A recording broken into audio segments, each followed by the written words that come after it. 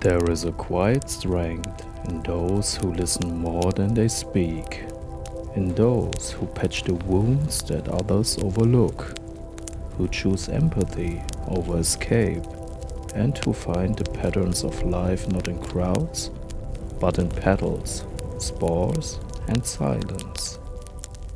Claudette Morel always felt like she was growing in the wrong soil. At 7 years old, she already understood what it meant to feel alone. Not the kind of loneliness cured by hugs or kind words. Her parents loved her, truly, but the kind that made school hallways feel like mazes and soccer fields like alien planets. She just wanted to belong, to fit in, to understand the world around her and be understood in return. But Claudette was different.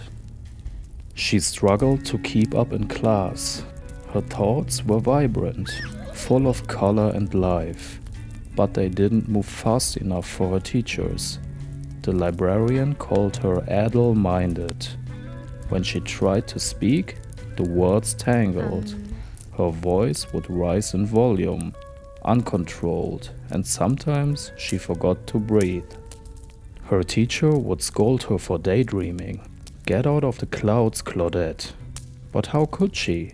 The clouds were full of gardens, massive, blooming worlds populated by impossible insects and flora yet to be named. Places where she didn't feel slow or wrong. Places where her curiosity wasn't a curse, but a gift. And with that gift came something else, a sensitivity. Claudette felt things more deeply than others, especially the shame of not being invited. Not once, no birthday parties, no shared secrets on the playground. Every evening, her parents would ask who she played with at lunch, and every evening, she'd lower her eyes and whisper that she didn't want to talk. Her teacher would say she liked to be alone, not so much playing, more collecting. Flowers, weeds, beetles, worms, rocks, her own small universe of wonders. Some kids are just loners, they said. Her parents wanted more for her. Friends, names for birthday invitations. But she had none, not one. On the playground, while her classmates chased each other around the swings and slides, Claudette knelt in the grass, studying a beetle's shimmering back. She wanted to play, desperately, but no one wanted her there. Thinking about it stung, not just the rejection, but the disappointment that would shadow her mother's face once again. All her mother wanted was for her to have a friend. Just one. Someone to sit with. Someone to bring home. But for Claudette, making friends wasn't simple. It wasn't instinctual. She yearned for it, truly. But that yearning clashed with a deeper pull. The need to observe, to collect, to understand. Perhaps, she thought, if she gave it up, gave up the bugs, the flowers, the dirt under her nails, maybe then she could be like the other kids. But that other life never fit. Because the need to explore and understand the natural world wasn't just a hobby, it was who she was. Claudette loved to collect things, and deep down she knew this was why the other kids called her weird. But her father, he saw her, truly saw her. He told her she was perfect the way she was, that there was a man once named Darwin who loved bugs and plants just as much as she did. A man with a big imagination, like hers. He often mused on ideas and theories, and came up with a whopper of a theory, her father said with a chuckle. He explained it to her, carefully, gently, and Claudette understood. Her father had a way of turning complicated things into simple wonders. Darwin. Claudette liked the name. She smiled, turned towards her favorite beetle, blue and green, with a shimmer like moonlight on water, and whispered, Darwin. But not everyone shared her father's perspective. One night, Claudette heard her mother crying, her voice muffled behind the door, low and cracking with worry. Her grades had dropped, lower than ever. Her mother didn't understand.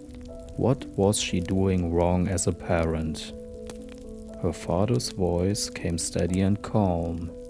You're not doing anything wrong, he said.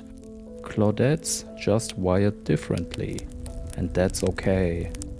But her mother wasn't convinced. I don't want her to repeat the year, she cried. I don't want her to fall behind. He defended her, fiercely, said the world's greatest minds never fit the mold, never sat comfortably in a bell curve. Tolstoy, Tesla, Einstein, Shakespeare. You want her to be normal? He said. But what if normal means dulling the very thing that makes her extraordinary? Her mother stayed quiet. Claudette pressed her ear against the door, tears catching in her lashes. She didn't want to be a burden. She just wanted to understand the world. That night, Claudette hid under the covers and promised herself she'd try harder. She didn't want the kids to laugh at her, didn't want her mother to cry. She would figure it out, somehow. And when her new substitute teacher, Mrs. Cahill, arrived, a small spark of hope returned. Mrs. Cahill was different. She didn't mock Claudette's tangents or impatience. She embraced them. She listened. She adapted. She understood, not just because she cared, but because she knew.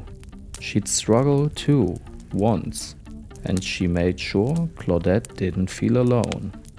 Her mother smiled more. Her grades began to climb. Her father beamed with pride, reminding anyone who'd listen that pressure crushes potential, but patience grows it. The support Claudette received began to take root. Mrs. Cahill didn't just teach facts, she helped Claudette discover how she learned. For the first time, Claudette understood her own mind, how it worked, and what it needed to flourish. Her teacher encouraged her to see her learning challenges not as flaws, but as a hidden strength. She explained how the world too often favors only one kind of intelligence, and how Claudette's curiosity and passion were powerful assets if nurtured with care. Mistakes, she said, weren't failures. They were part of the process, and Claudette began to believe that. She started using colors, shapes, drawings, her own language of memory, to study and prepare for the upcoming test. And slowly, things began to click. For the first time in her life, school didn't feel like a battlefield. It felt like something she could navigate on her own terms. Her parents were proud, deeply proud.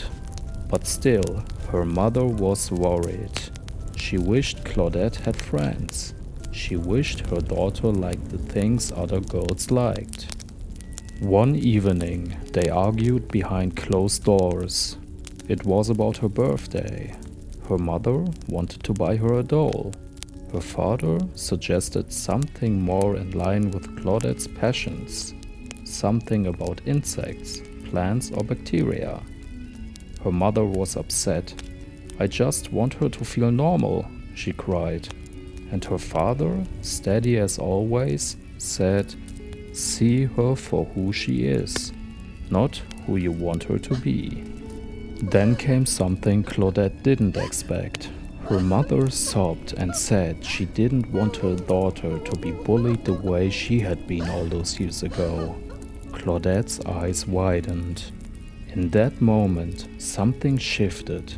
For the first time in her life, she realized her mother was wired differently too. Claudette was about to turn 8 the next day.